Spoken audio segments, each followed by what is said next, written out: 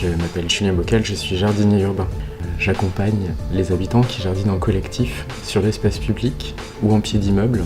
Je développe des techniques et des pratiques inspirées par la permaculture et adaptées au milieu urbain.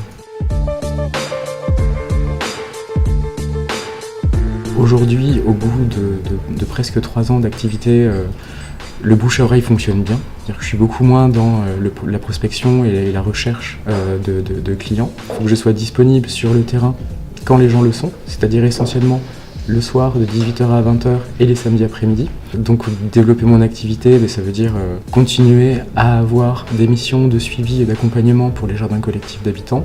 Et donc je me dis que peut-être être un peu plus dans l'expertise et le conseil peut être une bonne chose. J'ai choisi de devenir auto-entrepreneur et après, de fil en aiguille, je me suis dit que peut-être que c'était pas forcément le format le plus adapté à mon activité. J'ai choisi de rentrer dans une coopérative d'emploi qui s'appelle Coaction.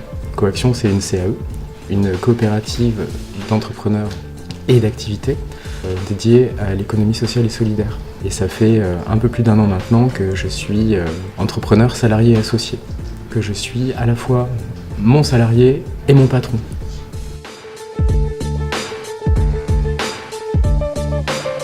Je me suis rendu compte que le travail d'indépendant avait ses limites, notamment quand on est obligé de travailler chez soi, parce que jardinier, c'est aussi pas mal de boulot administratif.